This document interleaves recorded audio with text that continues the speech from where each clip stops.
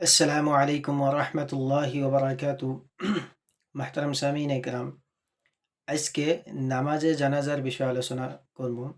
যে জানাজার নামাজের মধ্যে কয়টা ফরজ, কয়টা সুন্নত, কিংবা তো জানাজার নামাজকে সুন্নত তরিকা হিসেবে কীরকম করে আদায় করতে হয়, এবং যদি কোনো ব্যক্তি নামাজে জানাজার মধ্যে যেগুলো দোয়া পাঠ করা হয়, যেগুলো দোয়া পড়া হয়, কোনো ব্যক্তির যদি এগুলো দোয়া মনে না থাকে, যদি তার মুখস্থ না থাকে, সে ব্যক্তির নামাজে জানাজার কি হুকুম?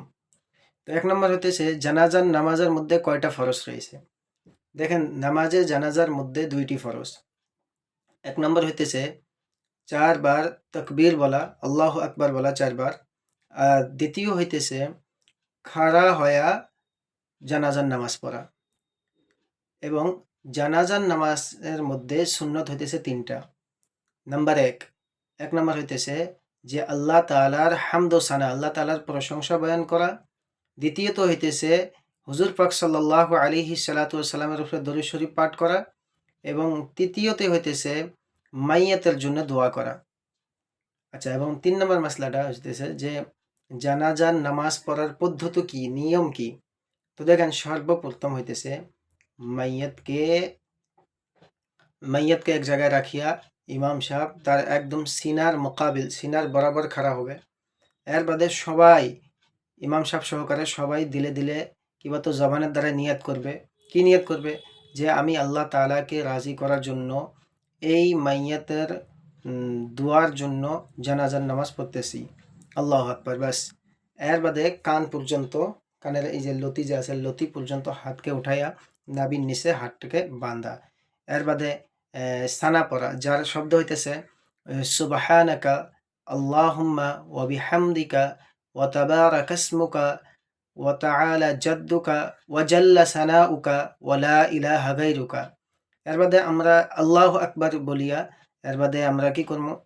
নামাজের মধ্যে যেটা দরুদ শরীফ পড়ি, আল্লাহুম্মা সাল্লি আলা মুহাম্মাদিন ওয়া আলা আলি মুহাম্মাদিন কামা সাল্লাইতা আলা ইব্রাহিমা ওয়া আলা আলি ইব্রাহিমা ইন্নাকা হামিদুম মাজিদ। আল্লাহুম্মা বারিক আলা মুহাম্মাদিন ওয়া আলা আলি মুহাম্মাদিন কামা বারাকতা আলা ইব্রাহিম ওয়া আলা আলি ইব্রাহিম ইন্নাকা হামিদুম মাজিদ। এর বাদে আবার একটা তাকবীর বলিয়া আমরা কি করব? যদি মাইয়াতটা যদি বালিগ হয়, চাহে পুরুষ হোক কিংবা তো মহিলা হোক, এর জন্য এক্সট্রা দোয়া রইছে। যদি নাবালিগ পুরুষ হয়, এর জন্য আলাদা দোয়া রয়েছে। নাবালিগ যদি মেয়ে হয়, এর জন্য আলাদা দোয়া রয়েছে। যদি মাইয়াত যদি বালিগ পুরুষ হোক কিংবা তো মহিলা হোক, যদি বালিগ হয়, তার জন্য দোয়া হইতেছে যে আল্লাহুম্মা গফির লি হাইয়িনা ওয়া মাইয়িতিনা ওয়া শাহিদিনা ওয়া গাইবিনা ওয়া কাবীরিনা ওয়া সাগীরিনা ওয়া যাকারিনা ওয়া উনসানা। আল্লাহুম্মা মান আহইয়াইতাহু মিন্না ফাআহইহি আলাল ইসলাম ওয়া মান তাওয়াফফাইতাহু মিন্না ফাতাওয়াফফাহু আলাল ঈমান। আর যদি মাইয়াত যদি কি হয়, নাবালিগ হয়, যদি ছেলে হয় নাবালিগ, তাহলে দোয়া হইতেছে আল্লাহুম্মা জাআলহু লানা ফারাতান ওয়া জাআলহু লানা আজরান ওয়া যুখরান ওয়া আলহু লানা শাফিআন ওয়া মুশাফিআ। আর যদি নাবালক মেয়ে হয়, তার জন্য দোয়া আমরা কি পড়বো? আল্লাহুম্মা জাআলহা লানা। এই জায়গার মধ্যে আল হুর জায়গাতে হা লাগাই দেবো। আর লাস্টে আছে যে শাফিআও ওয়া মুশাফিআ, শাফিআতাও লাগিয়ে দেবো একটা। শাফিআতাও ওয়া মুশাফিআ। তো এইটা ছেলে আর মেয়ের দোয়া একে, বাস খালি জমিরের পার্থক্য, খালি হা লাগিয়ে দেওয়া আর একটা হু লাগিয়ে দেওয়া।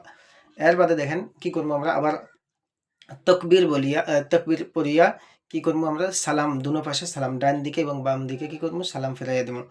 এর বাদে আরেকটা জরুরি কথা হইতেছে কি, জানাজার নামাজের মধ্যে খালি প্রথম রাকাতের মধ্যে হাত উঠাইয়া আল্লাহু আকবার বলার বাদে দ্বিতীয় তাকবীর, তৃতীয় তাকবীর এবং চতুর্থ তাকবীরের মধ্যে হাত উঠানো যাব না, বাস আল্লাহু আকবার কইয়া নামাজ শেষ করা লাগবো।